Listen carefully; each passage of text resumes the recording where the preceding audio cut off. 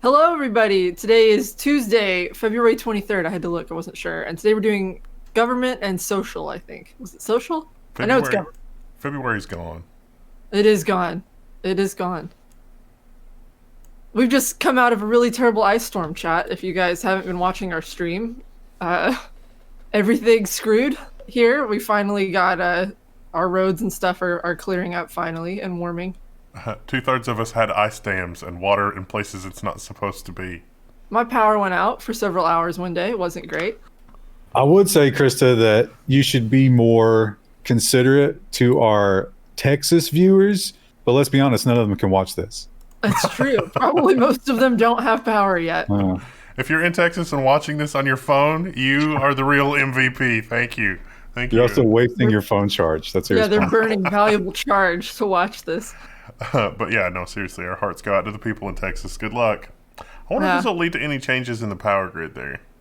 Nah, because remember we were talking about that the other night. It's been, what, like 10, 12 years since the last one?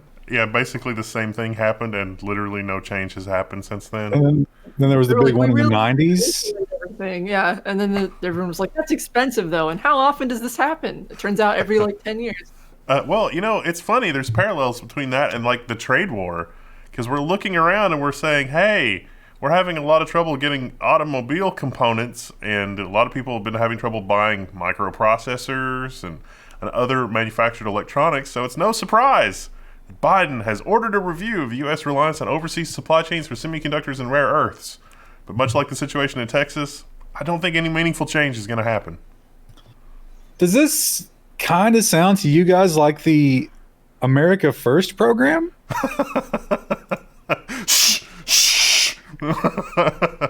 Wasn't that evil and racist? It kind of seemed like that, yeah. I don't know.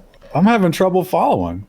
I also, the big part of this too is like the messaging focuses a lot on the rare earth materials, which they're not all that rare in most cases, but getting at the rare earth materials has huge ecological fallout, and that's the problem. That's what drives up the expense. It's not as bad as like mining diamonds in terms of like ecological damage, but it's a lot of ecological damage, and that's the problem. If it weren't for the ecological component, it would actually be pretty easy to get things like neodymium. So, yeah, that's the part of the deal that is a lot like the America First side of it as well, because it was like, oh, what about the, preserving the forests? I don't think you're reading between the lines here. What this article about is get ready to go to war with China. And this is why. But we just found all those rare earth materials off the coast of some island that was going to be fairly easy to get at because the ocean was going to wash all the pollution from mining away because it was underwater. Yeah, we'll use those on those carbon-based batteries that we hear about every week. Speaking of unicorns, Maryland is going to become the first state to tax online ads sold by Facebook and Google. Except, wait, this didn't happen. You're supposed to roll right into the next one. That's what I did, didn't I? No? What? Is it broken? Is what broken? I don't understand. I did roll into the next one. That's what the next one is. Maryland to become the first state to tax online ads sold by Facebook and Google. Oh, yeah. No, the next one after that. Oh. Washington Post. There's an Subscribe ad. to continue reading. Silicon Valley-backed groups sue Maryland to kill country's first ever online advertising tax. Okay. See, yeah, I just didn't get it because I'm silly. So. But it's been a hard week, chat. You're going to have to forgive us a little bit. If you're not in America, Maryland is not really a very large state, but for whatever reason, a lot of companies incorporate there because It's the tax laws. yeah, there and Delaware, both of those places, and I was like, okay, how much of a tax are they looking for? That'll tell us more about their motives. They're looking to collect $250 million for their education program. That seems like a lot for a very small state like Maryland. And it also only helps them. I don't think a state level policy is what we need here, but at the same time, we're probably not going to get a federal policy. The law Well, also only targeted companies that do more than $100 million a year of ad revenue. So that's like. there's only two. But I don't trust that to stay at 100 million forever if it's super successful, right? Because they're getting free money. I think they're going to keep dialing that down a little bit every year if they get the chance. Oh, the Boiler Snake is very upset about this. He's never going back to Maryland. Actually, he's not allowed to. We can't tell you why, legally, why he's not allowed back there, but He'll be arrested and shot on sight. Ah, those were dark times. Anyway, so this is a trend of companies sort of preemptively suing to stop legislation. We had like 4 stories about that this year. The next one, or this episode, the next one is Amazon sues the New York Attorney General to stop the probe about the thing because the Attorney General said that the New York Attorney General said that Amazon wasn't doing enough to protect workers in the warehouses from the current global situation. And Amazon is preemptively suing to stop them from filing a suit. But, spoiler alert, roll to the next one. New York's... yeah, it's like, oh no, too late. It's interesting to look at the proof here because they actually have gathered quite a bit of evidence that Amazon knew people were sick and had been touching everything, and they just are like, oh, whatever, we'll just keep going. You mean like the pee bottle thing? It's crazy that, like, you would have an attorney general looking into this, and you would see the whole, like, touching everything, but you would also see the pee bottle thing and not be equally, if not more so, horrified. Because one of those is a temporary situation, even on, like a 1 or 2 year timeline, that's not super temporary, but that's a temporary timeline, versus the other one is systemic. Why is one of those things okay and the other one not? Well, the pee eventually bottle- they'll replace all the people that need to pee, and then they don't have to worry about the pee bottles anymore. Well, that would also replace anybody who could get the virus. But I think the pee bottle is more of a personal choice. My pee is unlikely to encroach on your lifestyle. That's true. Unless you just pee in your pants and then smear it everywhere. That's true, but my virus very well could. The other thing about this is the Amazon lawsuit, they weren't suing about, like, we're not doing this. They were suing to say that this is not a state level decision and you are not allowed to make it. Yeah, it was. They were trying to sue to stop it on sort of a technicality. Like, this is not, you're out of your jurisdiction. Let's move it up to the federal level. Kind of like venue shopping? I don't know, but we can bribe them more effectively. Yeah, it's going to be interesting to see how that plays out. I'm sure that we'll hear about that in the weeks to come. We've got a follow-up from a story that we reported on, was it last week? I think it was the week before. We were talking about North Dakota, and so Apple has won a victory as North Dakota votes down bill that would regulate app stores. They didn't really win anything here. They just decided not to. 36-11, North Dakota State Senate voted 36-11. This was going to require by law Apple to permit app developers to use their own third-party payment processor and not Apple, which on the surface of it doesn't seem like a terrible thing, but it's weird that this is coming out of state legislature. Great quotes from Apple here trying to describe this as like the end of the iPhone. Threatens to destroy the iPhone as you know it is the quote. Basically saying, if you like your phone, you better fight this. And it might have worked. It's also, a lot of the language from Apple makes it seem like the terrorists will win if this kind of thing is permitted, which is just so egregiously dishonest that makes me think that we should accelerate the movement toward opening up those platforms a little bit more. Also, they could still wall the garden even without requiring their own payments. There would be a little less security in terms of like your payment processing could get weird, but I don't think it would break their ability to moderate that much. Listen, if you download this wallpaper app, you are funding extremism in Iran. Don't you know that? We would have no ability to stop that. That's just going to send money overseas. It's just... Well, even if that were true, does it threaten the future of the iPhone? I don't think so. Yes, because then the State Department will ban iPhones because it could be used to fund terrorism. No, that's not a good thing. Next story, Minneapolis has banned its police department from using facial recognition software. They voted Friday to ban the use of facial recognition software for its police department, but will they actually? I think they're a little late to the party here. Yeah, but it's cool because they already had those Clearview contracts. Well, you remember the drone stuff that they were doing during the riots? They get their money. Oh yeah. So, yeah, they probably will get paid. I guess the taxpayer really just eats it there, don't they? Isn't that depressing?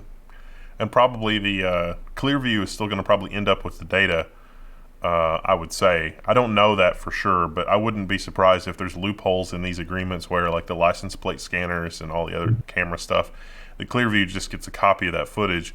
And yeah, Minneapolis can't use the face recognition aspect of it, but all of that data is being siphoned to a warehouse somewhere that's not under the Minneapolis Police Department control. That was the whole point all along anyway. Great headline, though. Makes them feel good. Yeah. This is the first follow-up we've had on this in several weeks. I guess everybody in America has been on vacation, the winter vacation, but Fortnite creator Epic has filed a European Union complaint against Apple. This is another escalation in the whole Fortnite and Epic versus Apple on the iOS App Store. So Epic, I guess they're going to fight a war on two fronts here, on two continents, but it's the same basic complaint as they had here in America. It's interesting that they point out the difference here in that the American legislation is focused on the consumer and the EU legislation is focused on their competitors. I think consumers is the way to go there. It seems like that would be better because that would affect more people, but I don't know. I mean, I could see it both ways. The European model is basically like consumer are cattle. Consumers will never not be cattle, but if the marketplace fosters competition, then we'll have smart people competing to do things. But that didn't really work out so great with the whole GDPR thing, because with GDPR, only the people that were more unscrupulous than Facebook and Google were really able to, get in the cracks in between GDPR. So I don't know. But Facebook and Google are competing fiercely. Do you think any of us are benefiting from this? No. true. And, in a way, it's really concentrating the monopoly powers if you think about it. Because think about small businesses that are trying to compete in that space. All this legislation is just going to force them out. And then it's literally only going to be Google and Facebook, not Google and Facebook, and then, a dozen entities vying over that last 2%. It's now literally just Google and Facebook, which is crazy. It does kind of create an arms race type of deal where how do you ever get into that war? Speaking of wars on things, Uber has lost its gig workers' rights challenge to the UK Supreme Court.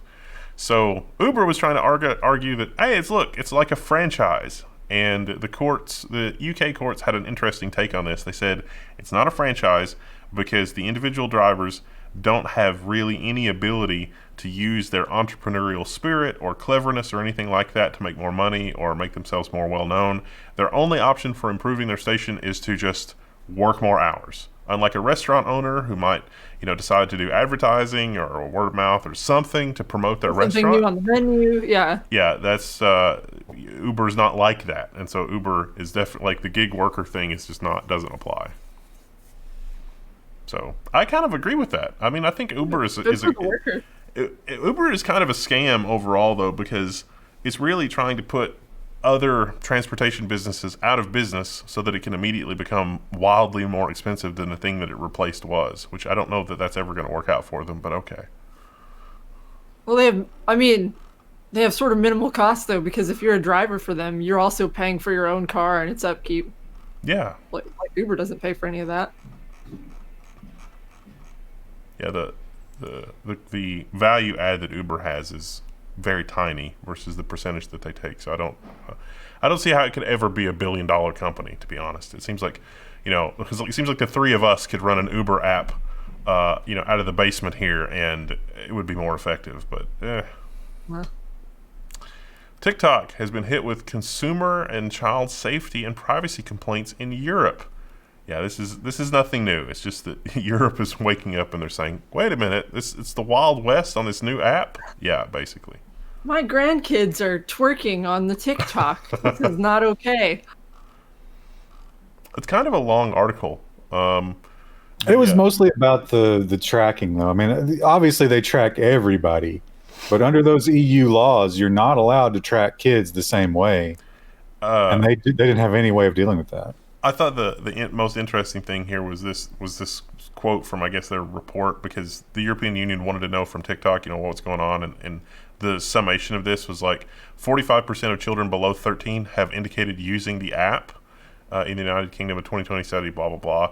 50% of children between the age of 8 and 15. Wow, 8. Yeah. Impressive. It's young. Gotta hook them while they're young, I guess. I don't know. Well, I mean, I don't interface with children ever, but I imagine everything about a child's life at this point is a smartphone, right? I mean, what else would they be doing? I guess, yeah, right now, in this particular climate with the thing floating around, there's not a whole lot you can do, especially when it's cold out. You can't go to like the park or anything.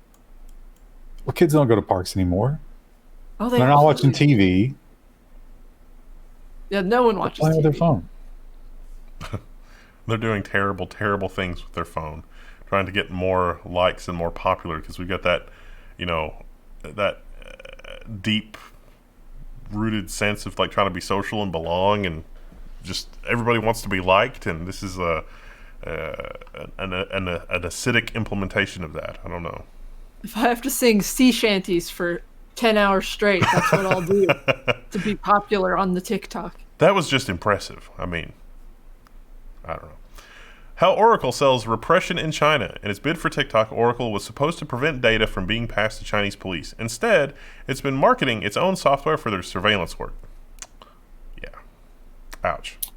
I love these screenshots and the pitches that Oracle was making to the Chinese state entities of like, look at all the stuff we can do. Well, but look at this. It's like, this is a presentation given at a 2018 Oracle conference in Redwood Shores, California, depicting data analytics performed using Oracle software. And it's like, what? Wait a minute.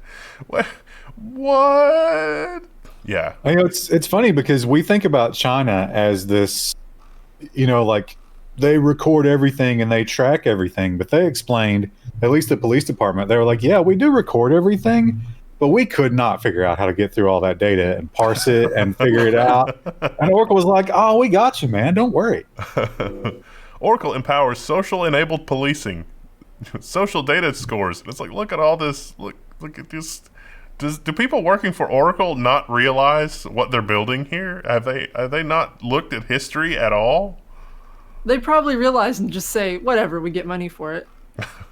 Yeah, it's like, it's either this or working at the local Subway franchise. I guess I'm going to do this. Which is kind of horrifying. Now, the big news this week, this is government, but we're probably going to have more about this in business. I don't know. Facebook blocks all news in and from Australia. The change comes as Australia prepares to pass a law that would require companies like Facebook and Google to pay news publishers to carry their story. I think the article here kind of missed the point of this. It's not exactly a link tax, but it's not exactly not a link tax. But it's Google and News Corp, which is Rupert Murdoch. So it's like the whole Batman and Iron Man throwing money at each other, and Spider-Man's like trying to just pick it all up. Yeah, this is ultimately going to be bad for Australia, not because Google and Facebook are going to have to pay for links. That's a whole other side conversation. But because I think this is going to do what the GDPR did in Australia, which is force out a lot of the smaller people. Oh, wait. Yeah, look. The next story. Posts disappear from pages of health authorities, the Bureau of Meteorology, amid Facebook news ban. So, yeah. Government pages like the Weather Bureau, well, that's news. Banned.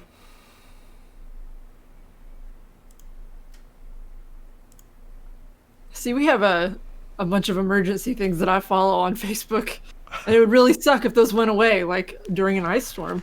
But these arguments are stupid because they were like, how am I supposed to get my weather? I don't know. A web server could solve this problem.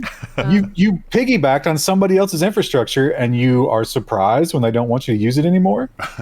Yeah, that's what I keep going back to. Is like none of these articles are really explaining like the whole picture, and it's hard to dig into.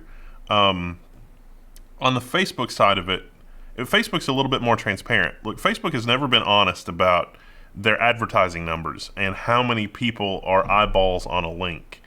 And in an ideal world, there is competition for traffic to a website in the sense that, you know, an advertiser, like if you have a website and you can make money on people buying subscriptions to your news website or however it is that you make money, you could pay for advertising and get traffic.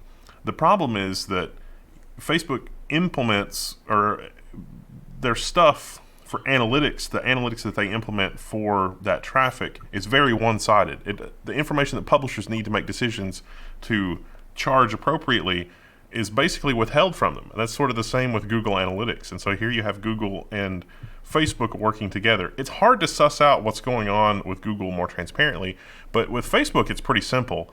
Facebook inflates the numbers that you have for the traffic and seeing ads and links and stuff like that.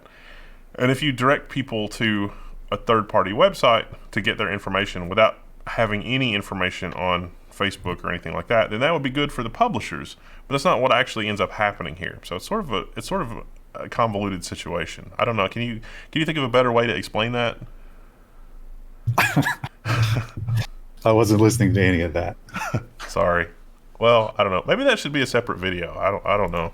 Just because there's more than meets the eye going on there, and it's really like I see it, but it took me a while to get it because it's really the legislation here is trying to fix the answer. It's not trying to actually fix the market, and I think that's a fundamental flaw in it. I don't know. Changing gears a little bit. Reuters, the U.S. charges 3 North Koreans $1.3 billion in a hacking spree. And this is not a recent hacking spree, which is what I was surprised about. I don't understand these at all. Why do we do this? These people are never going to be in America. Is it like a show of force? Because it's like we figured out who they were. It's like, oh, they knew. How did they know? But yeah, I don't get it either. Is it a feel-good thing? Is it so that Sony can claim, an insurance claim and get their insurance policy? Is it like the police report where it's like, well, if we're going to pay out your insurance claim, we need a police report? Like, okay. They did get one guy, a Canadian, who was laundering their money, and he's probably never going to see daylight again. Oh.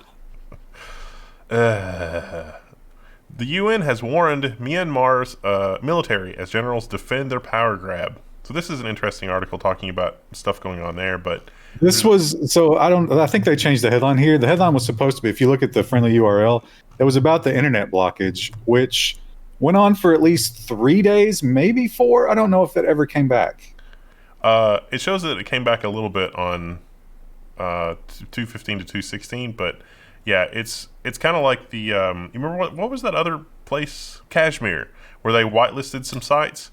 A few sites have been whitelisted, but there's still blockage in and out. So I think whatever they whitelist suddenly becomes a conduit for, these protests, and then they ban it again. If you're there right now, leave us a comment, only so YouTube can get banned for all your friends. Speaking of things, Ghana's kind of going the opposite way. Instead of locking things down, they are relaxing the rules around spectrum allocation and spectrum utilization to try to bring their citizens more, faster, and cheaper internet in this Bloomberg article. This was just about changing the spectrum allocation stuff. Honestly, I forgot to call this after I read it because there's really nothing here. You're like, oh, this would be like a feel-good story, and then it was like, oh, there's not really any meat. What they're doing is probably actually fine. I saw it as kind of an experiment because, we sort of strictly control the spectrum here, and they're playing it a little bit more fast and loose there. Will that lead to interference? Will that lead to like one carrier deliberately polluting another carrier's spectrum because they've relaxed the rules a little bit? I don't know. We'll probably have a follow-up on that. Also, the next story was supposed to go in nonsense. I really, really dropped the sort ball here. You were thinking about your leaking roof, so... Let's just do it anyway. We've had a rough week. We're all just phoning it in. We're not even in focus. It just doesn't even matter. It's fine. Science. Research linking violent entertainment to aggression retracted after scrutiny. So, yeah, there was another one of those studies, and then a lot of people had questions, and then it turns out, oh, we just made this up. Virginia Commonwealth University. These terrify me because we see so many of them, and how much of our accepted science is just people making stuff up in ways that look good. You know what leads to aggression? Squeezing people and giving them $7,000 electric bills. That leads to aggression. Yeah, for a state with so many guns, it's amazing that more violence has not broken out there. Well, who are you going to fight? The power company? You don't know who those people are. You shoot the snow. If you attack the building, it's just worse for you. Yeah. The Washington Post has this article. Parler is back, a month after it's tangled with Amazon and it's online and blah, blah, blah. We reported on one time that it came back online, like with a Russian provider, but then they had their IP addresses yanked out from underneath them. But it's back, but it does have moderation. I don't think the users could use that first iteration. It was just like a placeholder page. It was like, we're coming back. But now the users can't actually log in. But apparently it's still kind of broken. I wonder if they only have an old snapshot that they're working from. Probably. Or they probably built it to be too tightly coupled on things like Twilio for the mobile authentication. So, yeah, of course. The security researcher who scraped them said that none of that had changed. So they didn't really lock it down much more. Interesting. Recode has our next article. You've been invited to Clubhouse, but your privacy hasn't. Clubhouse has millions of users, millions of dollars, and very few privacy options. So this talks about how Clubhouse really, really, really wants access to your contact list so that it can spam your contacts or, harass your contacts and be like, oh, so-and-so is connected to so-and-so other person. We actually went through the trouble of trying to get set up with Clubhouse and noped out after, problem number 3 during setup where it didn't pass muster. Yeah, iOS only. Yeah. Why would you do it? The other thing here is, so if you have someone on your contact list and they are also on Clubhouse, then you have visibility to one another. But if you don't have them on your contact list, but they have you on theirs, same visibility. I don't like it. I don't like it either. Just why? Why? And the next story is probably the real reason Clubhouse is in trouble. Clubhouse says it will improve security after researchers raise China spying concerns. So it's like, oh, we're going to step up the encryption. Next week, we're going to report how the Great Firewall of China has banned the app. Well, they found that some traffic was going to China from it. Obviously. Huh. There's probably free web hosting there. It's like, free web host for a successful app. Oh, your app is very successful. Come host with us. And it's like, okay, that sounds good. Wait a minute. Yeah. Facebook says technical issues were the cause of the broken promise to Congress. So the broken promise was they were supposed to provide data to Congress. I've forgotten what it was. It was something. No. They were supposed to stop showing political ads. Yeah. But they were going to send data and stuff to it too, weren't they? Like, this many people saw this kind of ads in this demographic. They didn't do any of that. No, well, maybe, but what they're saying here is they were like, okay, we've stopped showing political ads. And then the markup went through and found hundreds of groups that were still political and were still being advertised. And they were like, what about this? And that's when Facebook responded. That would be right here. The markup was like, wait, are you still doing this? And then they were like, oh crap, we were. And then it was nothing. And then it was just a tiny little bit. And then there was a letter and then nothing. But think about this. Okay, so your job, you're the Facebook moderation team or whatever. You're one of the engineers. And I come to you and I'm like, all right, set me up a filter that filters on keywords or whatever, and I want everything political. And they're like, all right, we'll do it. And somehow that filter managed to miss Donald Trump is our president. That's the name of that group. It's got the word president and the name Donald Trump, who is still banned from Facebook. How does that get through? That was a technical error. We accidentally used the Unicode O instead of the ASCII O in the string filter. I don't know. Oh, this is the ad that I was talking about, or this is the Facebook knowingly profited off junk ad efficacy estimates lawsuit claims. I figured this would be in business, but I mean, that's fine. It ties in with the whole Australia Facebook ad, Google ad thing. Basically, Facebook, like, remember the video ads? We covered this a couple of years ago. Like, Facebook was like, we're big into video. And then a lot of people were, like, looking at the numbers, like, holy crap, the numbers from Facebook video were insane. Turns out it was all lies. Turns out that a lot of the ads were lies, and Facebook made a lot of money off of those lies. So, it's going to be interesting to see how this lawsuit turns out. I think that Facebook knows how insanely bad this is, and they're just going to pay to make it go away. I don't think that they're going to subject themselves to discovery from this, because the discovery from this is going to be really, really damning. I was going to say, I feel like almost all of our stories about Facebook or Apple or any of these people this week has just been like, well, there's all these lawsuits and government agencies are up their ass, but they're just going to pay them off. And like, that's always the end of the story. It's like security, where the end of the story is always patch your shit. Welcome to the new American monopolies. Like, this is like the steel monopolies, like the J.P. Morgan monopoly, I guess. I don't know. How do you fix it? How do you fix it without crippling the rest of the things that depend on steel production? That's the situation that Australia finds itself in. And our last story, which is could have been a nonsense story. It could have been. Twitch censors live Metallica concert with the dorkiest music imaginable. I love how they describe it as Zelda forest music. I saw this happen live because it was part of the BlizzCon stuff. I was watching that on Twitch, and it really did like cut it off abruptly because it was like, nope, that's copyright music, and then it just put like weird music over top of it. Nice. BlizzCon, disappointing. I know you guys care about my opinion about that, but I thought. What was your biggest disappointment? They didn't really have a whole lot for Overwatch. Like, they showed some cool stuff, but it's all for Overwatch 2, and there's no release date on it. So it's like, well, I mean, that's neat, but I can't play that, so. What they was did say the they're big getting rid of announcement? 2CP. Of what? 2 capture point. That's what that stands for. All right. They're getting rid of that map type. Silly me. Yeah. What was the highlight? What was the big announcement? That they're still working on Overwatch 2, and it's going to have dynamic weather and seasons, and the characters are going to have skill trees. And I was like, well, this all sounds great, but again, can't play it yet.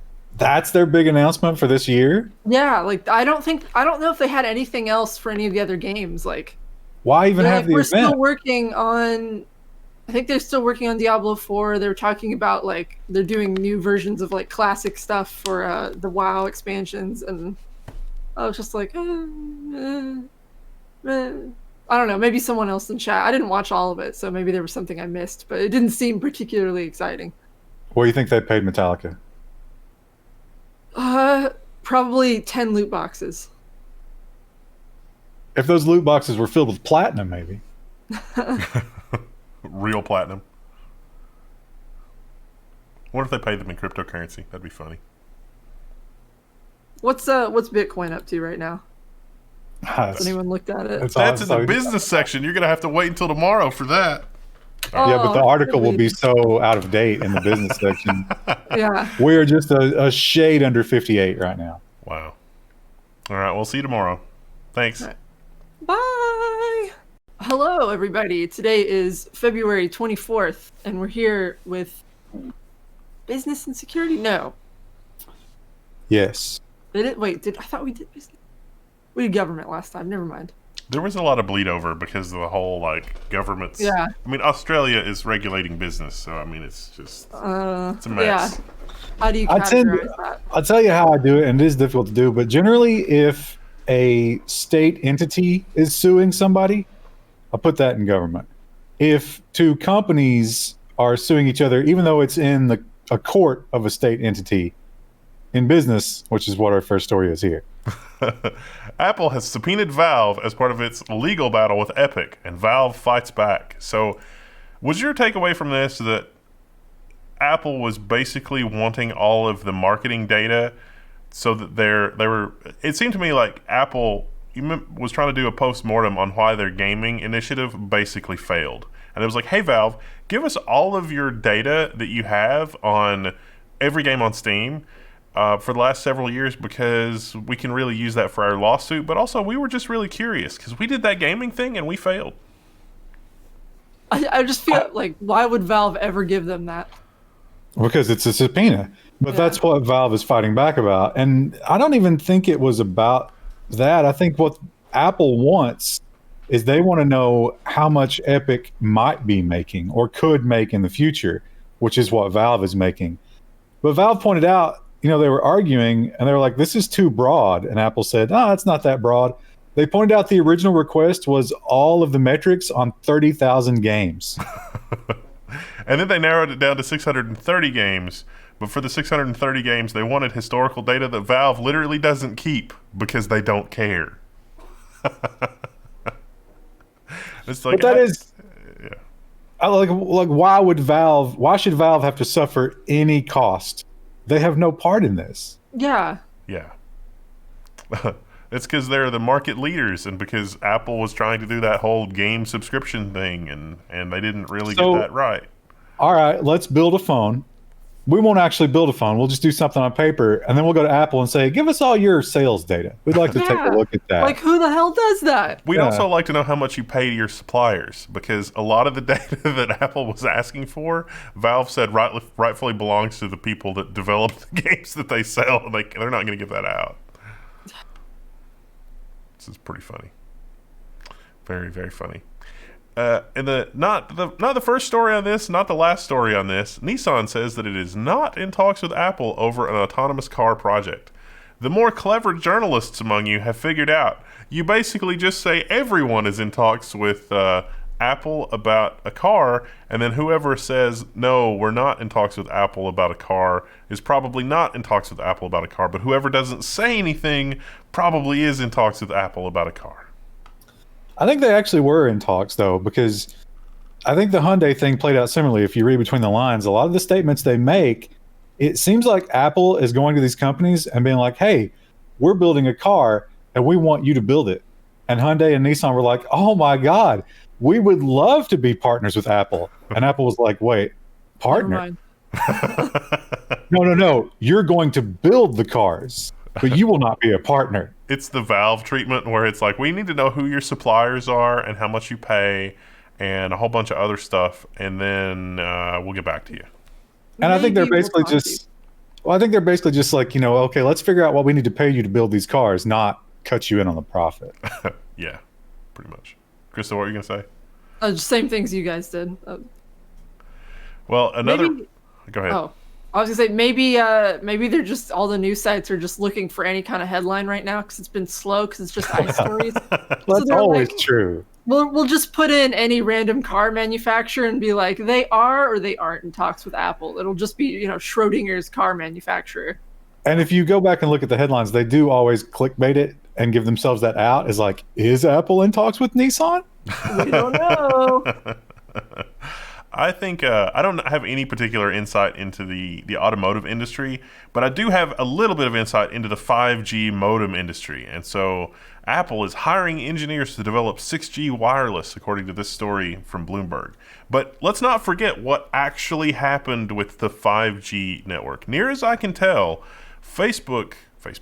Apple worked with Qualcomm, was very impressed by Qualcomm's technology. Qualcomm actually had the best 5G modem, and Qualcomm was licensing it reasonably, as reasonably as can be expected for the best 5G modem on the market. And then they were taking proprietary and confidential stuff and shoveling it off to Intel, who was making a competing 5G modem, to the point that Intel's basically exiting the 5G modem business.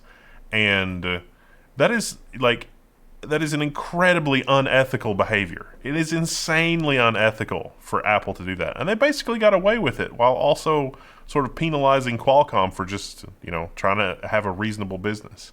And so now Apple is hiring engineers to develop 6G wireless. And again, it's to kind of muddy the waters. They're gonna hire 6G engineers to work on this stuff, but any partner that's working with them is gonna get burned because that's Apple's MO.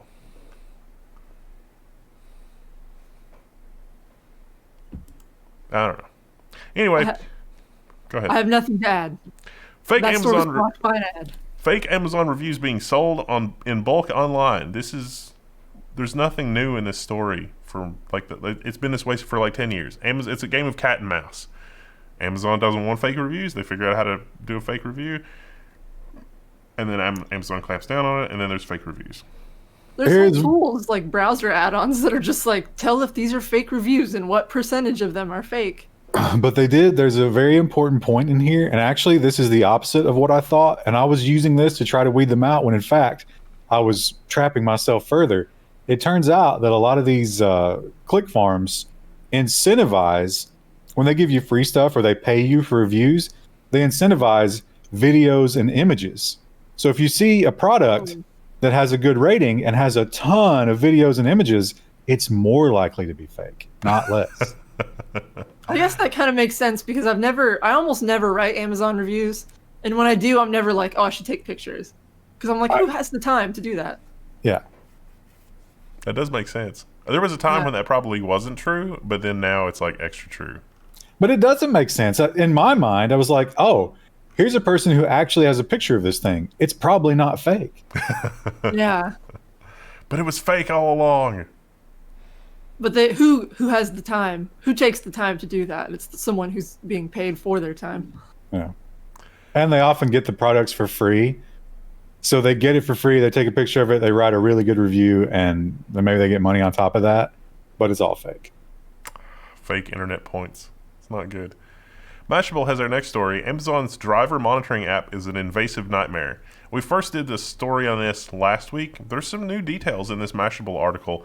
It's basically like the most awful thing ever. I think the article last week said you should just put your phone wrapped up in a sweater and put it in your glove box because that's about the only way that you don't get knocked off for, being too rough with your phone. One guy said that every time he left the vehicle to make a delivery, he got flagged for distracted driving. The vehicle was stopped, but I had to get out to make a delivery, and it's like, nope, distracted driving. But they also point out this thing that we didn't know before, which is a ranking score, which they call a safety score, which is nothing like that. It's actually a who is slaving the hardest score. Is that like the stars on the apron at Cracker Barrel? Yes, but it factors into your job way more than the stars. So your safety score could really screw you. It could get you fired. Wow. And it's that whole Google thing where there is no means to reconcile a dispute. It's like, hey, the vehicle thought I was distracted driving, but actually I was delivering packages. There's no way for you to escalate that. Kind of like the YouTube algorithm. This is literally the YouTube algorithm, but even worse than the YouTube algorithm. Either way, your pay's on the line. I almost said the difference is that some people don't rely on that for their living, but they totally do. But yeah, some people do. Yeah. Well, there's hope in this bleak world, maybe. Chromebooks outsold Macs worldwide in 2020, cutting into the Windows market share. That's too bad because the M1 is a much better machine experience than Chromebook, but both of those are a better experience than Windows. And part of that is Windows' fault. Part of that is just because I don't think that, Wintel has any idea how to make a reasonable laptop experience anymore. Oh, you know what I forgot to put in here? There's a rumor that the Surface 8 will be this year. No, it's not ARM, but it's coming out this year. The thing about this is, here's the question. Do you think this is because people prefer Chromebooks after they use them, or do you think it's because so many people have lost amazing amounts of money during all these last 2 years and no one's buying Apple because they can't afford it? I think that nobody's Part of it is can't afford it, and part of it is for what most people need. They don't need anything that's super impressive.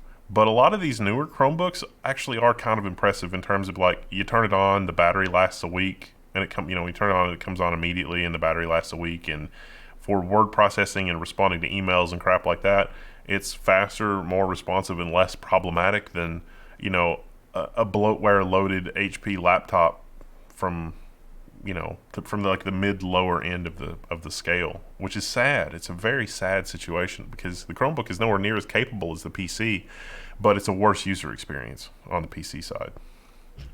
I bet a lot of people get a Chromebook and you might warn them and be like, all right, this is going to be kind of slow. It's low performance, but it's also low cost. And they start using it. And they're like, what are you talking about?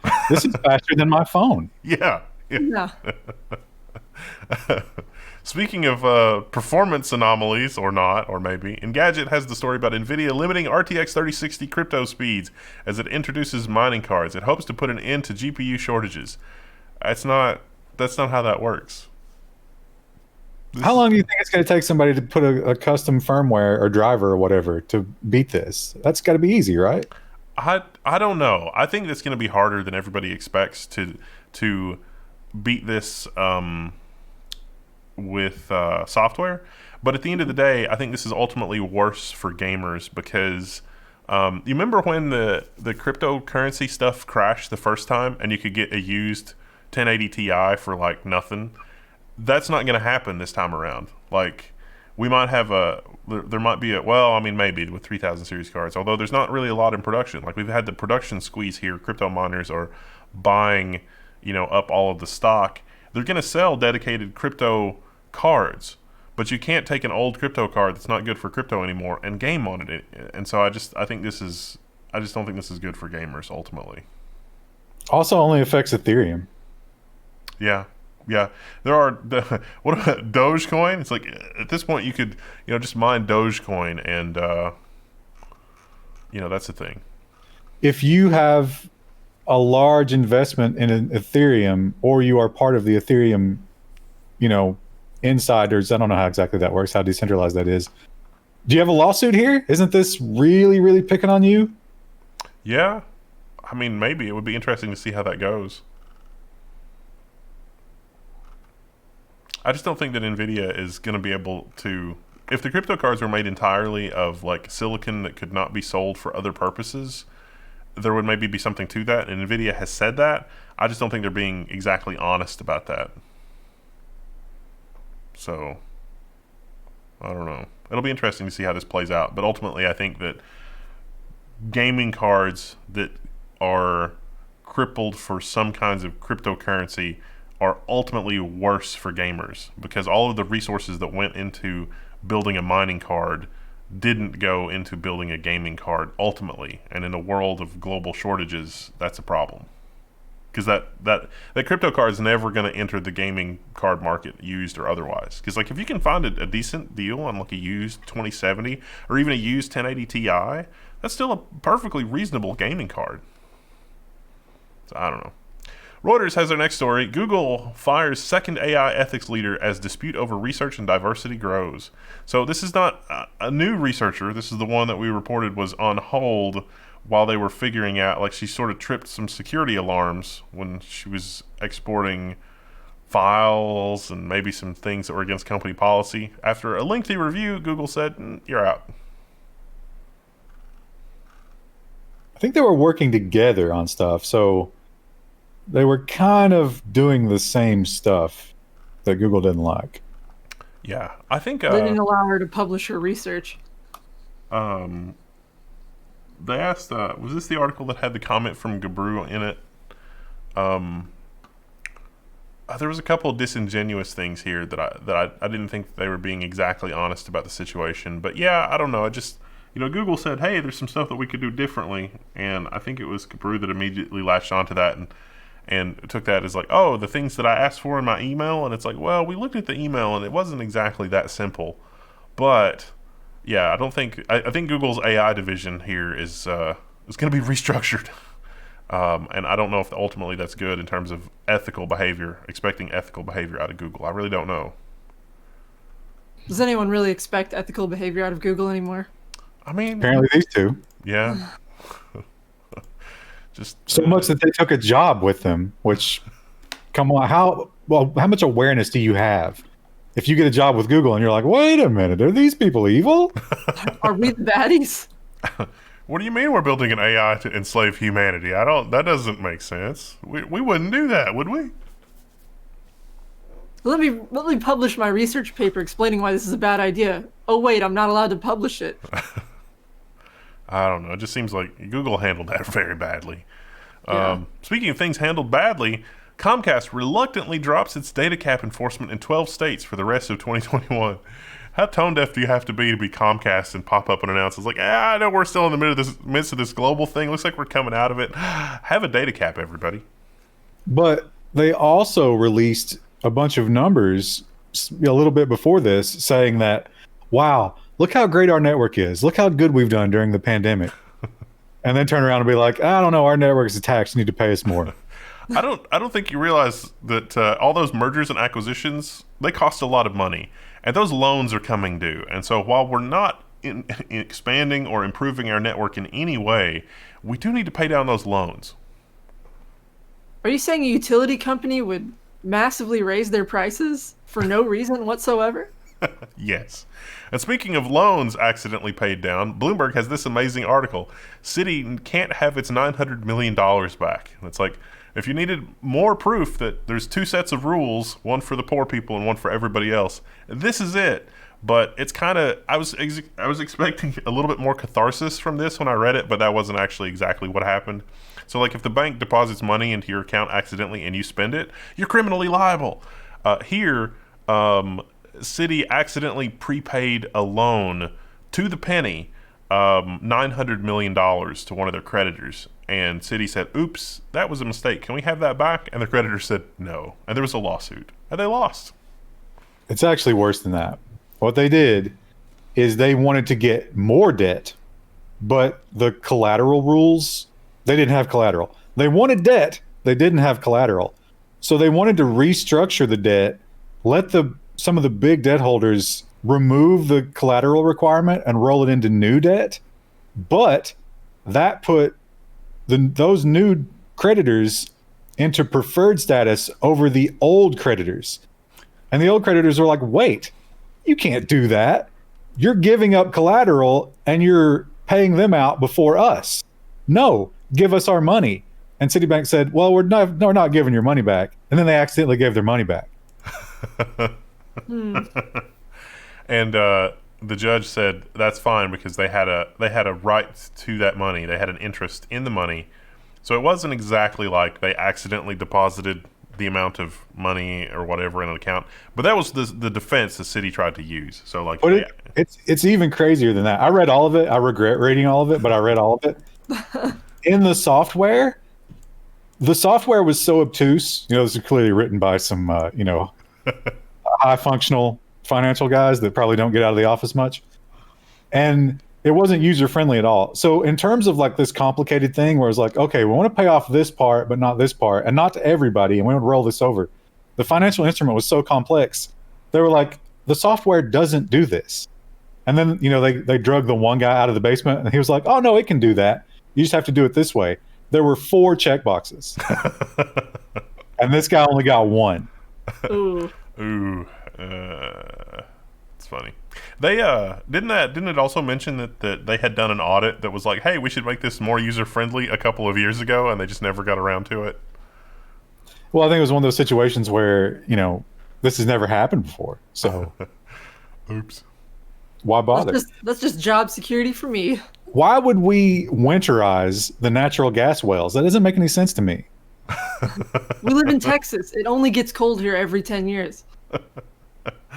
Frontier raises sneaky internet infrastructure surcharge from $4 to $7. This is another one of those charges, like when you say, you see an advertisement and it's like Frontier Internet, $39 a month. It's like, oh, that sounds like a good deal. This is one of those surcharges that they didn't include in that $39 a month, which before Ajit Pai, the FCC was like, you're not supposed to do this. But then after Ajit Pai, they were kind of like, and then there were some lawsuits, and well, it's going from $4 to $7. Nothing happened. But if you read the blurb here, what this is, it's a Frontier assessed surcharge, not a government surcharge. It supports maintenance and other costs. It's like basically, this is an infrastructure building surcharge. But think back to those West Virginia articles where they have done nothing. They're not. Nothing. Yeah, they're not spending any of this on the customer. They're literally Charge stealing fee money. as long as necessary, Dude. which means forever, and then they'll probably raise it again. So what'll happen? Oh no, they asked them about that, Krista. They were like, "Well, how long do you think that you'll have to keep this charge?" And their answer was like, it was a little bit dodgy, but basically from now on. Yeah. Or somebody's going to buy Frontier, and then whatever the loan payment is, they're just going to divide by the number of customers, so that the customers are paying off the loan payment, and then also it generates the same amount of income. That ought to be. That's just wrong. It's just wrong. Bitcoin secures a $1 trillion market cap for the first time, because at the time of this article it was $53,000. At the time we're recording this, it's $58,000. Good lord. True. That's crazy. They pointed out, I didn't realize this, but of course, Bitcoin is not counted toward the currency total of the world, but the currency total of the world is about 95 trillion.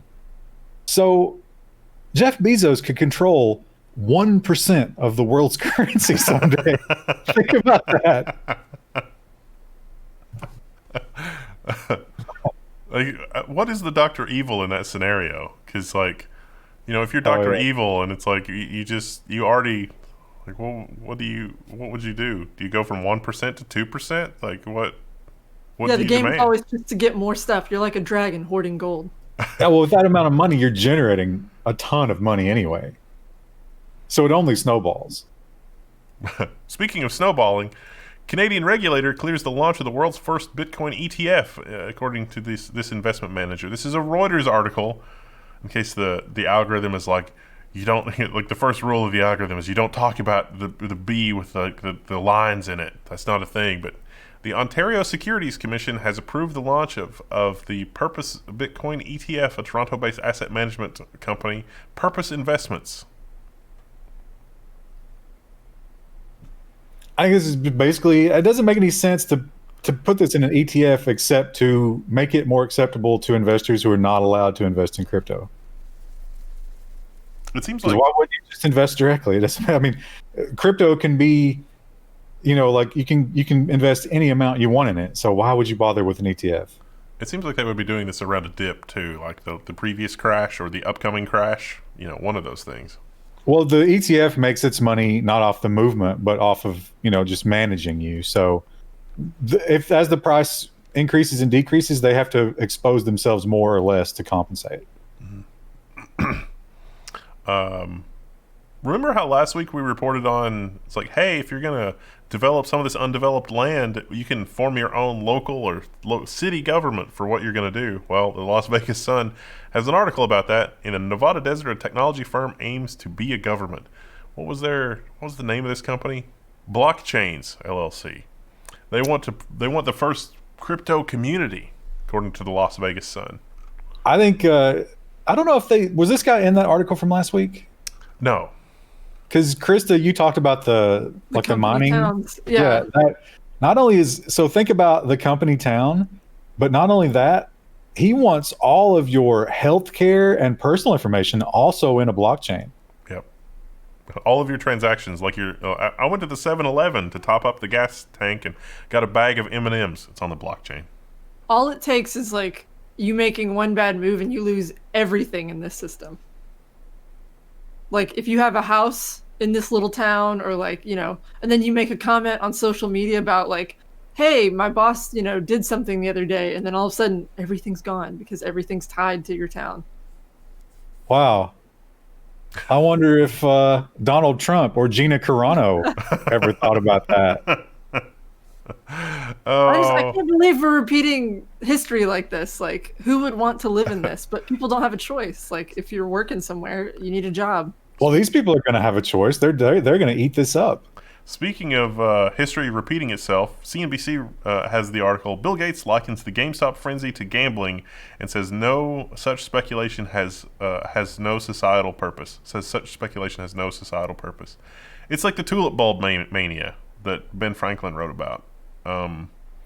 Okay, but isn't that also the modern stock market? Because like the stock market is super divorced from like the value of stocks.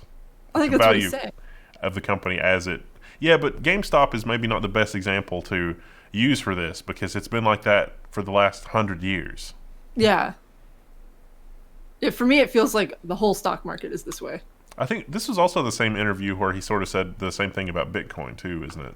But here's what you guys don't understand. What he's saying is the way that the stock market is manipulated that I can basically control is good. You plebs being in control, that's just chaos. We can't have it. Well, go ahead. I was reading his quotes in here, and I've read a lot of his garbage about like the vaccines and everything. I'm not anti-vaxxing. I'm just saying Bill Gates is crazy when it comes to that stuff. I think as humanity, I think a move that humanity needs to do, we have to kill Bill Gates. And we can't stop with him. It's got to be his entire bloodline because we need his money. So we kill everybody who shares his blood, and we take all that money and we use it to help, with like the virus pandemic or whatever. And we send a letter to Bezos and Zuckerberg, and it's like, don't mess around. Seriously, you're lucky enough to have all this. Just shut up, because if you don't, we're gonna Gates you. The Gates becomes the verb. Yeah, That's a very modest proposal. Isn't that what with all the guillotine memes that are popping up right now? Isn't that kind of the veiled threat that people are starting to make toward these people, not just Gates? that revolution was pretty messy, not just for the top though. So other people it got was caught up messy in that. for I say everybody. laser focus, just the Gates family. Isn't it also true though that like if all of that wealth was unleashed, that it would be like the dragon's hoard. If it's 60 cubic meters of gold, that's going to destroy the gold economy because it releases so much at once. It'll we be could like the Battle of Five Armies at the end of The Hobbit, where suddenly everyone shows up with a claim to the gold and they all start fighting over it. We could trickle it out. We could figure something out. Trickle down. That's really worked out for us. Speaking of other things that trickled out, Microsoft says the SolarWinds hackers downloaded some Azure Exchange and Intune source code. So Microsoft apparently keeps good logs on this. They were able to see that the attackers searched through the source code for things like API access keys or access tokens and anything that's kind of security related. Fortunately for us, Microsoft, I guess, follows good practices and they don't store those kinds of things in the same place, in the same source code repositories. So nothing like that leaked out, but they did lose some of the source code around some of the security components, and the attackers did have a lot of access to the source code. So, but we know what they looked at. But still, this rabbit hole just keeps getting deeper. I feel like SolarWinds was like 3 seasons ago, but it's gonna pop up again in this season. It hasn't yet, but it's out there. It's going to be like grandfather's dragon class sword. It's like, oh, I need that. No, When we least expect it, it'll do a plot twist in another storyline. Nobody expects the Spanish Inquisition. Spy pixels and emails have become endemic. Yeah, so this article talks a little bit about how literally every program now is inserting a spy pixel because you really want to know if somebody read that email. It's like, I sent an email at 10 o'clock on a Sunday morning. Did they get it? Did they read it? Did they already read it? I need to know.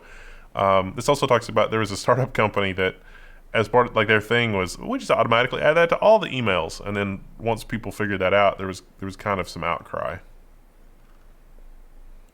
I may be one of these people. I don't do a spy pixel, but I do read receipts on most of my Yeah, emails. you do read receipt everything. Well, because I had a client complain once who was like, they're like, I didn't get anything from her. And I was like, nope, have a read receipt. And now, like, that's something I have to do now. Yeah, that's good though. Yeah, I have that paper trail. I don't want to have to be that person. But that's the person I've been forced to become by the corporate world. Yeah. Welcome to my world. It's just like, Yeah. here's your paper trail. Here's where you asked for this horrible thing. Here's where I said, this seems like a horrible thing that you're asking for. And you were like, no, I thought it would be good. It's like, oh. Krista, would you say that no one cared who you were till you put on the read receipt? It's true. It's true. People were willing to make up any kind of story about me until I showed them that red receipt. Bitches love red receipts. Microsoft Edge will not show you notification requests other people don't like. The company's introducing an adaptive notification request feature. So Google, on the other hand, just turned this off completely. You get a little icon, a really unobtrusive icon in the status bar that you can click to turn this on. But Edge is not going to show you the pop-up unless other people kind of accept it, which is probably a good thing. What? Give me one example of a website where you think the majority of people are clicking yes on the notification. Believe it or not, the Level1 forum, because you can get a pop-up there for messages. So like if you're engaging and doing stuff, because it doesn't harass you constantly, but but that's the only place that I've seen where the analytics are like, wow, a lot of people turned that on. If you go to like The Verge, it's like, hey, would you like notices that there's new stories posted by The Verge? No, I would not like that. Don't. So I think we're probably the exception rather than the rule. I think that makes a little more sense because it's a forum where someone's talking directly to you. I don't understand people who are like, you don't want just general notifications about random stuff. I think I also permitted Gmail. So like, Google wants to show you notifications. I think I permitted Gmail, but that's it. There's nothing else. You're going to get so many angry comments like, Wendell, why are you using Gmail? Yeah. I use all the mails. I mean, why not? I don't know. France, Russian state hackers targeted Centrion servers in a years-long campaign. So Centrion is like a managed service provider software kind of thing that lets you monitor and manage your computers. Basically, that thing that happened to SolarWinds, like the software they do, this is like the French version of that. It turns out that all those companies that do those kinds of services have been targeted by these advanced persistent threat hackers, and they've been in there for a while, spying on stuff because it gives them access to more stuff. Scary times. Not good news for France. Well, not good news for anybody that, like, any kind of software that you use to manage a pool of computers is suspect now. So it's like, this is why we can't have nice things. You know why else we can't have nice things? Because Yandex said it caught an employee selling access to users' inboxes. The Russian company said the employee sold access to 4,887 user email accounts. I thought it was just going to be like a handful, but wow, that's a lot. He was making a decent amount per box, too. So he did well for himself. However, he's been reported to the authorities and fired. I like that he's not in custody. He's just been reported. You think he worked for any intelligence service? It's a good question. I mean, 4,000 boxes, you would have to be advertising, right? You would think. Or working with another State Department that had a really big list. What is the honey trap operation called when it's a nation state? I forget. There's a word for it where like a female spy will seduce whoever's operating the Yandex inbox thing. There's a word for that. I forget what that is. Well, there's good money in that, according to our next article. Losses to romance scams reached a record $304 million in 2020. Now, that's not espionage. That's not anything to do with nation-state secrets. This is just good old-fashioned scammery, but still. I cannot understand the mindset where you meet somebody online, and within a very short time of that meeting, all of a sudden they want money. And no alarm bells go off. Yeah. That was really Kanye, Ryan. It was really Kanye. Well, but Kanye does not need money. It's for the band. It's for the tour. No, what was it? It wasn't Kanye. It was last week's story. That was Bruno Mars. Oh, yeah. Bruno Mars, yeah. Yeah. Who also does not need money. Kanye might need money. He's getting divorced soon. Yeah, but the wife has more than him, right? Yeah, I think they're probably pretty equally yoked in terms of money. No way. I bet she has way more than him. You think? Oh, Well, yeah. yeah, I bet she probably has more financial advisors as well. How amazing will it be if Kanye gets palimony? If I were him, I would go for it. I ain't saying he's a gold digger. They're in California, right? I think so. Oh, he could totally get money in California. They should do that at least as a publicity stunt. Like, this is. If I were him, I would do that, and I would make a whole album about it. Well, that's the Boiler Snake playing us off. We'll see you Friday. Thank you.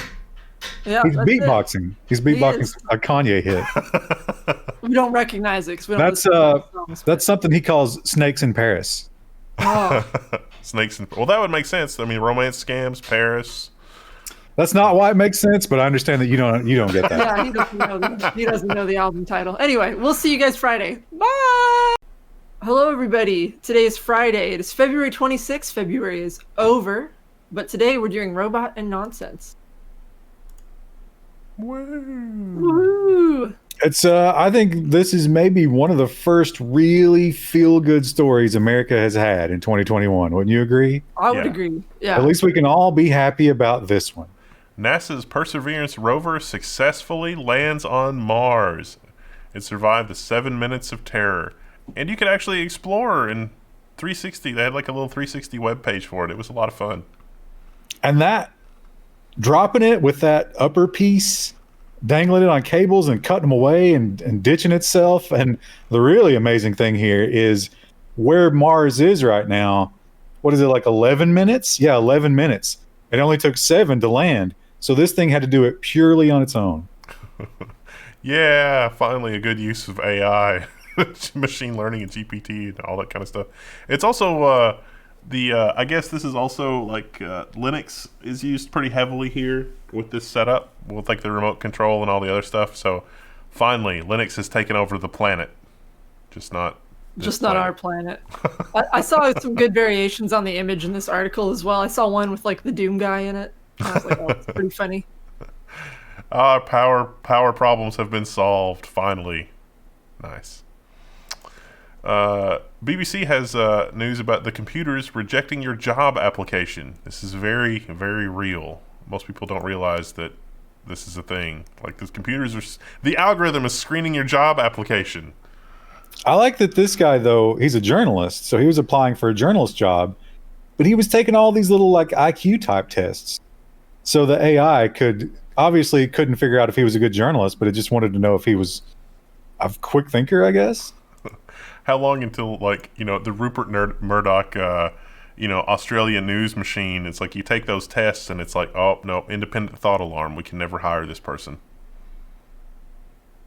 That's kind of terrifying to think about because, like, growing up when you were in school, it was always like, oh, I feel like I've just been trained to be able to answer the questions on the test. But when you get to everyone always says, when you get to the real world, you need to be able to think for yourself and think outside the box. But this sort of algorithm is showing us, no, you just need to be able to fool the algorithm to get your interview. I constantly got the independent thought alarm growing up, so it's bad. It's very bad. Also, you think, like, what is the level of randomization here? Because it says 12 out of 16 complete.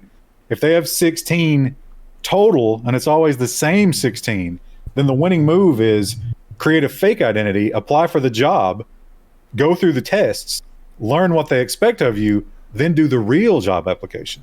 We should sell that screenplay.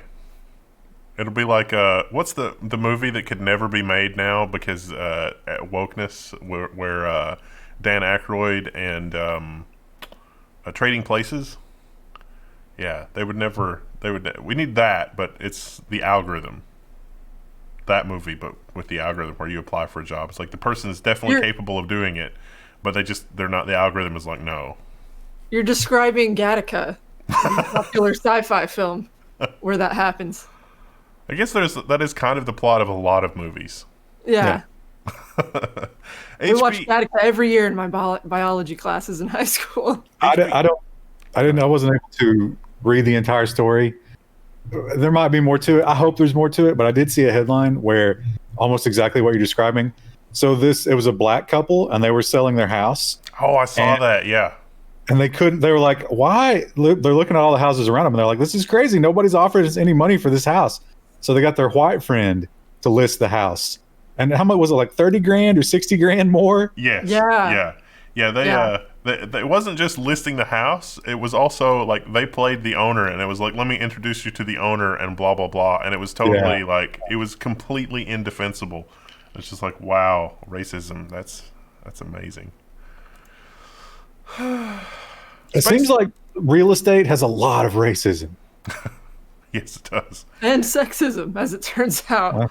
I read a book that well, that's getting a little off topic, but a lot of the racism now is like systemic all the way back to like the 1950s and 60s, because different people qualified. Like when we were in an economic slump, one of the fixes was home loans, but the home loan thing was designed to be, it was systematically racist. So, and that the economic implications of that carry through to today, which was Well, they would redline certain neighborhoods where it was like only certain people can live in this neighborhood, and those people were almost always white. yeah, and it's like I had no idea that was still a thing, and my goodness, what a mess. Space.com, HP Enterprise and Microsoft to launch AI capabilities to the space station with the Spaceborne Computer-2. It's a giant leap for cloud computing. I wanted a picture of this computer, but no. There's this. It's like, oh, look, the HP Enterprise logo. This is not really that much compute. It's neat, but okay. But also, cloud computing from the space station, that seems like that's unnecessary data movement. Are they just using it all there, or are they moving that back down here as well? Edge compute. I don't know. The article makes it sound like the new hotness in cloud computing is you get some server on site from HP Enterprise or Amazon or whoever, and it's just a little bit of server, and that's doing your edge compute, and that's doing some pre-processing or whatever to send it on to the cloud. And so the article is written to make it sound like that's what's happening, but like you, I'm skeptical that that's actually what's happening, because edge compute's use cases right now are kind of limited. In the future, it might be okay, but right now, kind of limited. But what is the transfer cost of data between the space station and the Earth? Probably a lot. You can't afford it. Yeah. So that seems like an expensive cloud. That's the point. You can't buy computers, pleb. You have to rent them. That's how Amazon makes money. I mean, have you priced Amazon S3 lately? It's like, I can get a 12 terabyte hard drive for this much money, or I can pay 100 times that and store it on S3. Yeah.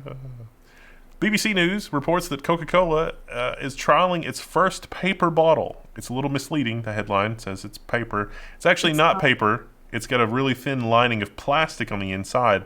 The problem is that you could nick it really easily, or just bumping it on something mildly sharp would cause it to burst. But if you add a protective paper outer layer, it could work.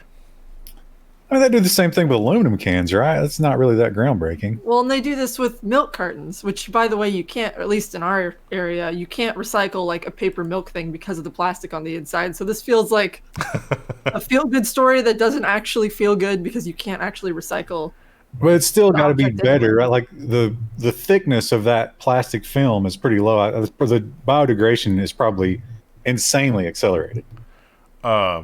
Maybe. The article also fails to mention that we've made some significant breakthroughs in plant-based plastics. So I think this, combined with the plant-based plastics, we might be onto something, but the oil-based plastics, not so much.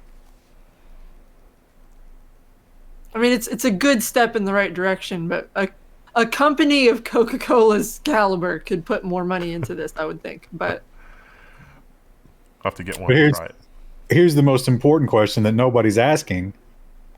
Is paper going to keep my Coke as ice cold as aluminum does? it works for milk. I mean, I would say probably yes. Actually, I guess aluminum probably vents away temperature, right? Yeah, it's a super good thermal conductor. So paper actually might be better. Speaking of things that are worse but maybe better, Huawei has turned to pig farming as smartphone sales fall. They're looking at using technology to help pig farmers out and other industries, not just that. So one of the things here that it can do is it can identify individual pigs, and if they don't put one of those neural net naming algorithms on that, then what are they doing? It can also deal with mining coal and data from mining coal. Like that gets a little paragraph mentioned at the bottom, and it's like, okay. This confused me because it's my understanding that only terrorists mine coal. Don't Seems people like immediately die if you burn coal? that was from the carbon monoxide. Was that what was happening? Oh, that was the Australian shortage thing. I feel like a more clever person could have done a lead in to the next story with the whole Chinese Australian coal thing angle. But Apple Daily reports an anti-U.S. Chinese professor found spending Lunar New Year holidays in Texas. I didn't really know what to take away from this article. So this guy, I'm not sure. The thing that doesn't make any sense to me, or that is not clear here, is was it a secret that he was in the U.S. only exposed because of the ice storm? Because he hates America, but he was educated here and he owns a home here. So I don't know. One of his quotes is, "It was better to live in China with 2,000 yuan than live in America with 3,000 US dollars, which is a tenfold difference." I think it's pronounced Juan. Yuan? Won, I think, is the currency. I think. Someone will correct us and then we'll not know. We have this discussion every time. Maybe it's just the Taiwanese people. I don't know.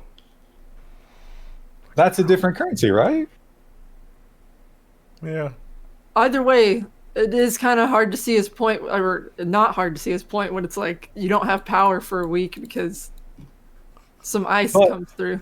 But here's the thing about it, like he's one of these big online activists. It's like America is evil and we should hate them. And he's big in the Communist Party. So people were like, well, this is weird. Why is he living there? Why does he have that really nice house there? Yeah. And so the way they spun that is like, no, he's suffering so that he can better report on the evil of America by living there. Oh, right. I wonder if secretly he's like, oh my gosh, I'm free, but that's his thing. He has to like post that online, so it's like, I'm suffering having to live here. I don't know. That just seems ridiculous. That seems like nonsense. Maybe he's doing that for his extended family. I feel like if I was the professor, I would have been like, wow, it's crap in China and it's crap in the US. Where will I hide? Our next story, I don't know that I necessarily disagree with this. Japanese website maps neighborhoods that have noisy children. I would love that. I mean, that doesn't seem unreasonable. Yeah, the thing about children, and I don't understand how parents deal with this, but when they're having fun, it sounds like they're on fire. You send them. No, the key to this is like go play outside for a while, and then they can run around and scream, and it's not as bad. But that's when I have to hear them. Oh, that's when you are imposing your mistakes onto me. That's what the website is for, Krista. Yeah, I'm fine with that if someone wants to avoid, hearing a bunch of loud kids. Also, unrelated, look at this little girl in the picture. The short one on the far side. Look at her little face. Look how cute. She's having a good time. I think they're all posing for the camera, and they all have different ideas of what pose for the camera means. That's what's so funny about kids. So cute. Obviously, I have a different perception of children than Ryan and Wendell. Yeah, this is great. But the thing about it is, they also talk about gossip, and I'm not sure, how do you know how much gossip is going on in a given place? Isn't reporting people for gossiping also kind of gossiping? I feel like if you did that on a map anywhere in the South, the whole map would just be brightly colored. We need like a map you were just telling us gossip about your neighbors, Ryan. We need a map for non-functional cars in yard. Oh yeah, or dogs barking. Oh, the dogs barking map. That would be amazing. Oh, that's what I was gonna say. So there's a dog that barks nonstop around the clock where I live, and since the ice storm, I haven't heard him at all. Oh. It's one of those situations where they just have him chained up outside, which if you have a dog that's just chained up outside, you're a monster. And I don't like dogs, but it's just a horrible way to deal with a dog. Why get one if you're not going to ever let it run free or be in the house with you? Or so maybe they brought it inside because it's been cold. Well, there's two possibilities, right? Either they brought it inside or they didn't. Oh, Either way, it stopped barking. sad. Once again, we immediately go to the darkest place possible. Speaking of which, Metopia gets an 18 plus rating in Russia due to same-sex relationships. Nothing is depicted here. This is from Nintendo.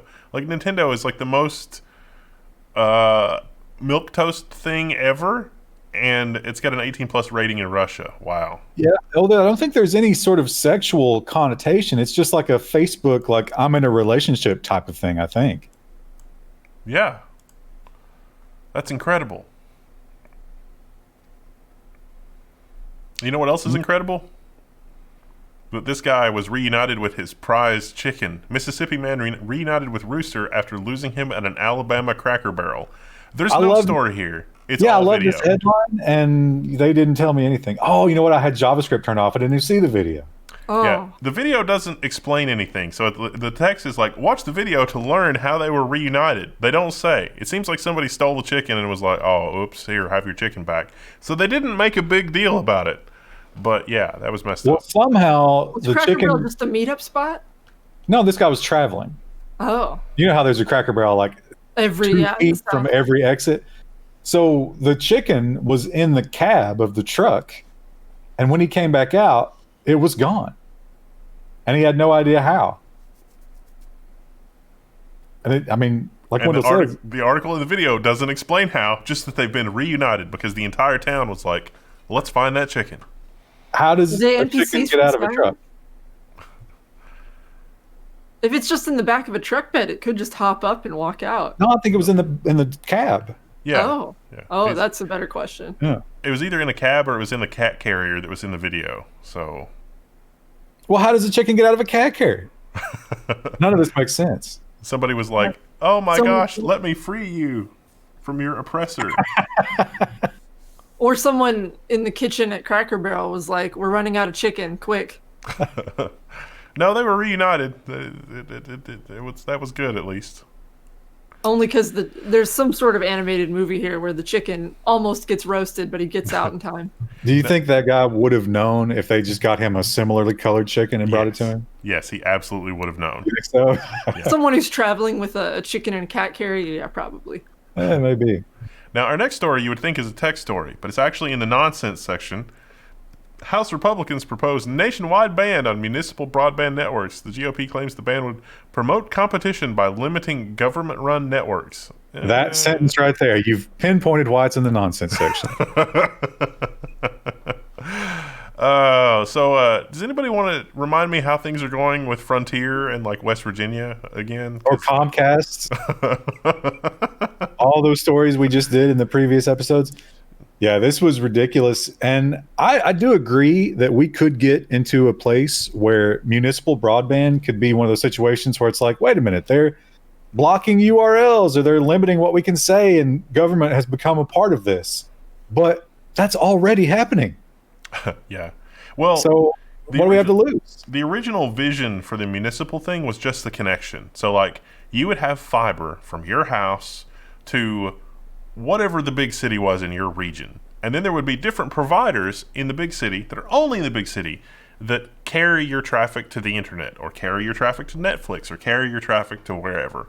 But you've got that fiber optic connection from your house all the way back to a central point at which there's competition. That would work. That would be good. But it doesn't make sense for 17 different companies to run 17 different strands of fiber to your house because we can't even afford to run one piece of fiber to your house. But having that kind of competition would be good. But that's not what this is. But even with that, there are problems down the road where these municipalities get into sweetheart deals like the buildings in New York where it's like, oh, I want this other carrier. And they're like, well, we signed a contract. That's definitely something that would be a problem. Yeah. But right now, we already have exactly the same problem phrased a little differently. Yeah. What do we have to lose? Yeah, the whole the franchise agreement thing, we already have that with cable TV. Like there cannot be competing cable TV providers. And that means there cannot be competing providers to provide internet service over a coaxial line, which is ridiculous. But we literally already have those kinds of agreements. It's just that you can also get internet from other kinds of connections. It's kind of a loophole. They tried to preemptively close the loophole, but it didn't really work out. But yeah, this is just, we need somebody that's not completely dishonest and in the pocket of the telecom companies to work this out, because as taxpayers, we spent so much money and our infrastructure is so terrible. I think we need less people in government trying to figure this out and more people in government just leaving it alone. Yeah. That seems like... I mean, not leaving it alone in the shape that it's in right now. Tearing down all of the horrible things that they built before that's led to this. Make it easier. Like, somebody wants to come to town and give you gigabit, network. Not like what we've seen with Google Fiber, where Google Fiber is like, we want to provide internet to everybody, and it's like, we're going to make those hurdles so high that you can't possibly climb them. It's like, okay, it's a mess. But at the same time, if you were to strip away all that stuff and be like, yeah, do whatever you want on the pole, Comcast would destroy every line on that pole within 2 months. Remember those Verizon stories where literally that was happening with Verizon, like the Verizon Fios? People were coming and they're like, we're going to destroy your coax connection so nobody can come in here behind us in case the fiber doesn't work out. Those were amazing. Speaking of things that are, really insane, Alaska woman using outhouse attacked by bear from below. I don't know how a bear would be in an outhouse below, but she got nibbled.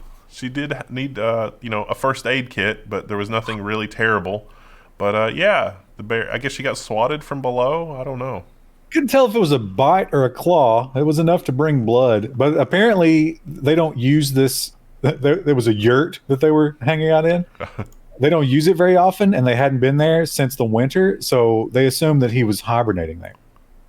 I guess that would make sense. It would be warm in that outhouse. Protection from the elements? Yeah. And then he's like, oh, there's something up there. And then, as you do, you just take a bite. That does have to be really terrifying. Although she said she thought it was like a rat or something at first, and she wasn't too concerned. And then she saw the bear face. It was like, are you pooping on me? Miss, what are you doing? This is my house. The BBC has our next article. China promotes education to drive. China is promoting an education drive to make boys more "quote unquote" manly. So they've got this amazing picture here. I guess what they're wanting is for it to be less like the picture there. The TF boys are wildly popular, but media ask if they are good role models. Narrator: they were not. And I like how most of the comments that they pointed out, now this is BBC, so they're probably cherry picking the most woke garbage. But a lot of people were like, no, let them be feminine. We need that. Okay. Apparently Jinping loves football. All I can think of is, let's get down to business to defeat the Huns. The song from Mulan. They need a Li Shang to whip their boys into shape. Wouldn't that be ironic? He wasn't in the new one. He wasn't in the new one. They should have had him in the new one. I guess it's weird. I don't know. Because the first thing that I saw on the internet I can remember that was kind of a meme was like the yata thing. That was Japanese though, I think. Yeah, it's Japanese. And so and it was like, this is very weird. This is very popular in Japan, and it's like, yeah, okay. That's what means, like, I accomplished something. And then people kind of made it a meme over there. They certainly did. I don't know. Our next headline, I'm going to paraphrase a little bit. According to the cops, man sent naughty images to underage girls, so they blackmailed him for the use of his van. So he was talking to underage girls online. He knew that. He sent them pictures that he should not have, and they threatened to turn him in if he didn't let them use his van, which he did. And then the police were like, why are you letting 14-year-olds drive this van around? And he said, well, here's why. And so they arrested him. So he really played himself there, because he really just got caught on two things now instead of just the one. Well, he called the cops, and I think they an investigator called him back or something. He was like, "Oh no, actually, you know what? I don't need that anymore. It's okay." But they came and they were like, well, "That's weird. Why would you do that?" And then he spilled everything. Now he's in jail.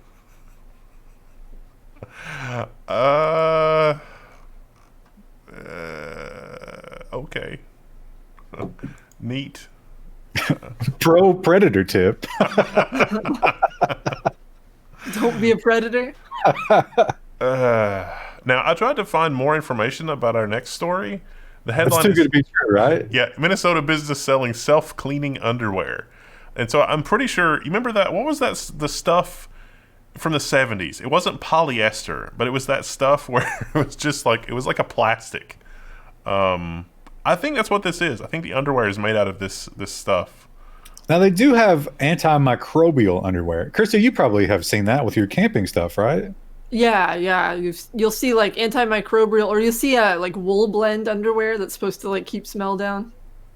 But the phrase self-cleaning, I feel, is very misleading here because it's just that they don't stink. All of Still nasty. all the crust and nastiness that comes out of your lower body is still going to be in there. It's just going to contain the smell. They say it fights bacteria, stays cool, stays dry, soft, durable, and blocks UV waves. Is that something people are concerned about in their underwear? You know, I don't want any They skin call cancer it- down there. They call it where the sun don't shine for a reason. And I think this is also the same material they make like bed sheets out of. So they're like, you don't have to change your bed sheets for a month. That makes a little bit more sense, but again, there are things going on in the bed sometimes, and you just don't want that residue hanging out, even if it doesn't stink. That funk.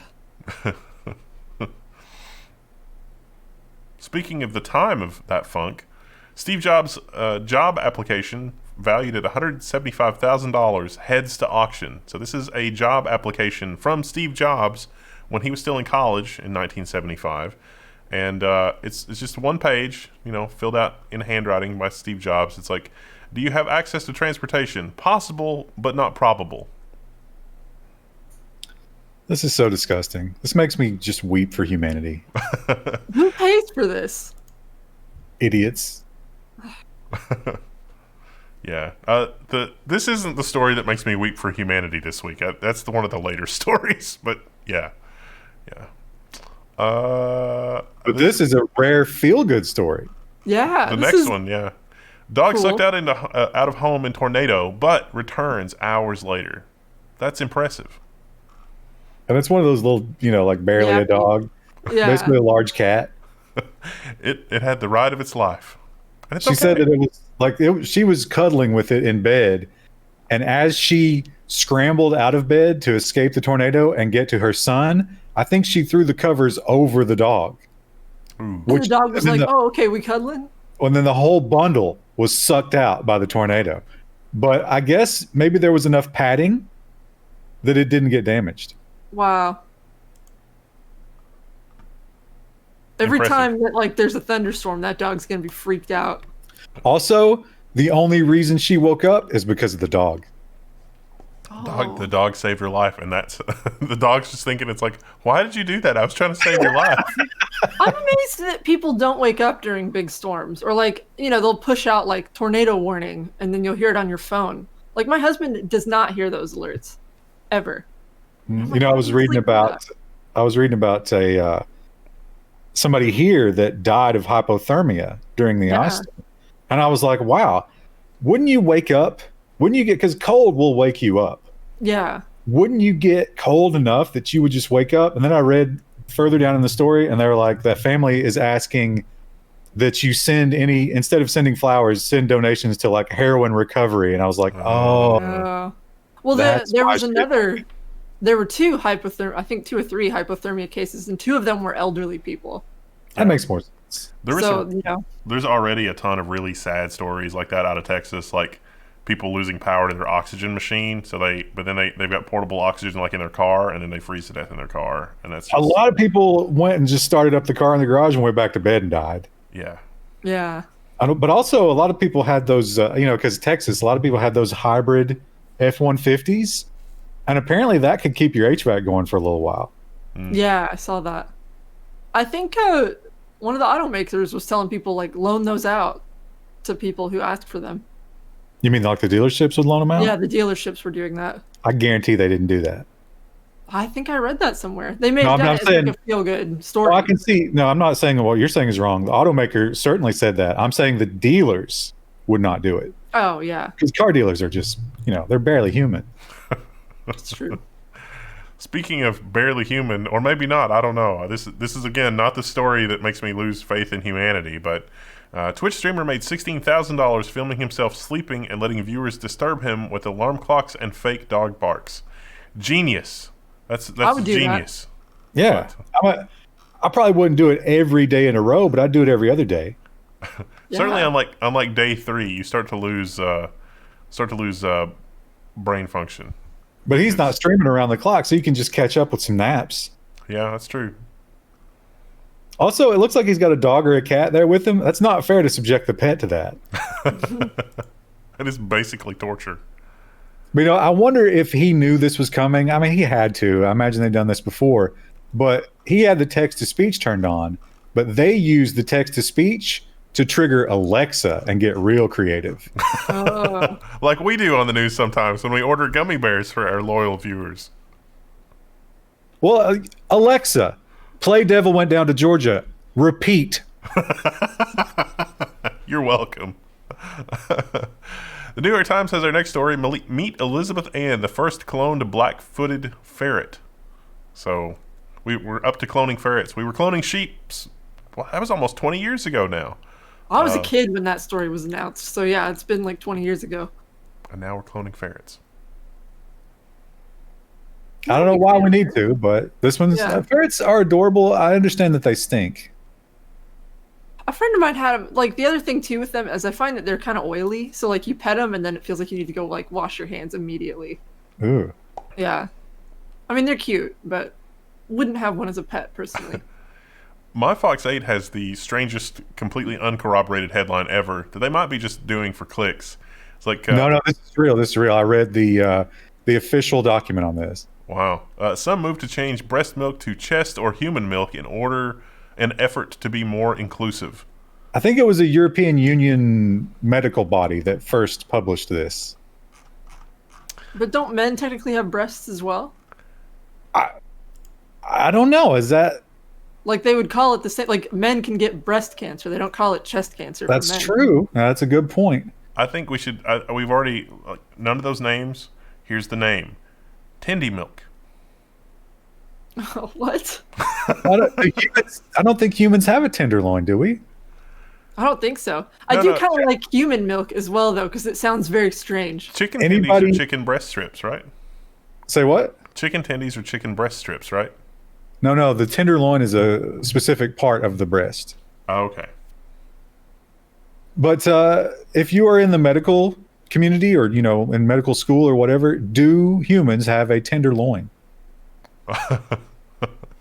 Attendee, if you will.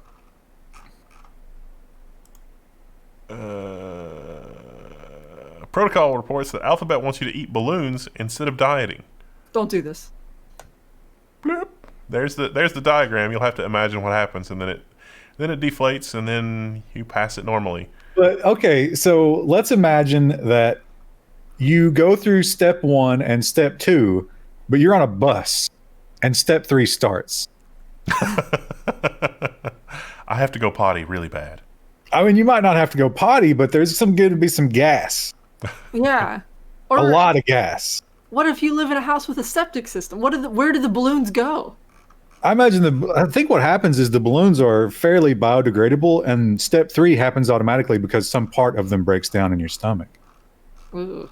There's also some other interesting stuff in this article, like your preferences or your shopping preferences, and just stuff that Alphabet is patenting, basically. Also, think about like you go to wipe, but the balloon is still half in and half out. I don't know if that would be better or worse than finding a tapeworm.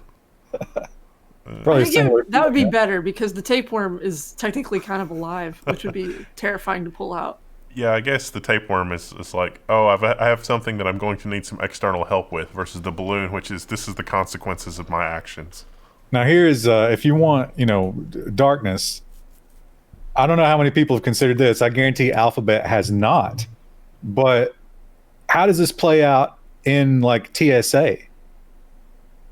Oh, Yeah. you get on a plane and they're like, we think you have a balloon in your gut. You know, if you're in line in the TSA and you went through the body scanner and you realize like, oh crap, I put my balloon in earlier, and you see somebody approaching you with gloves, you're about to have a bad time. Speaking of having a bad time, an army of parasitic wasps has been deployed to battle moths inside a British stately home. So there's this mansion, apparently has a moth problem. They're probably living between the plaster and the brick.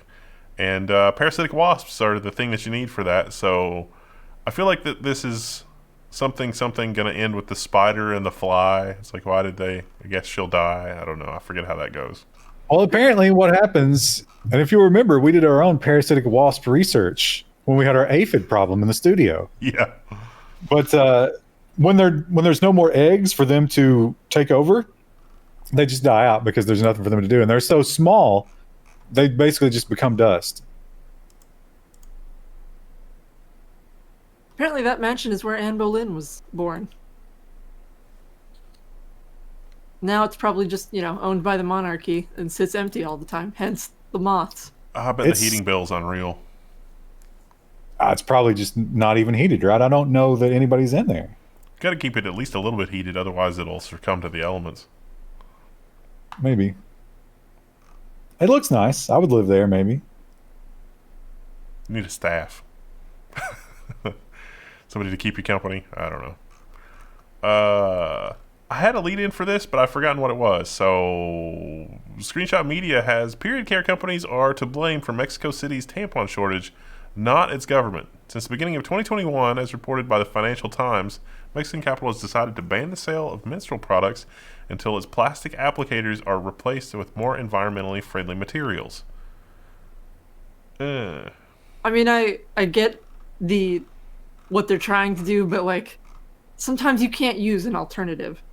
What do you think about that stock art? This is a melting popsicle. I love this. It's brilliant. It's graphic without being actually graphic. But you immediately know what they're getting at here.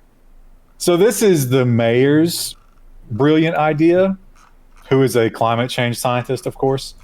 And they did report it back in 2019. But the people here are like, well, it's not the mayor's fault. Why didn't the companies change everything about their manufacturing process for this one city?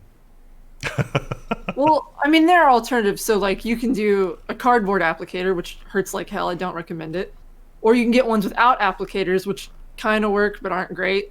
Or you can do, like, a menstrual cup. But, again, it's such a personal thing that, like, sometimes you just need one with a plastic applicator that it feels like it kind of sucks if you're a woman who needs that to manage your period.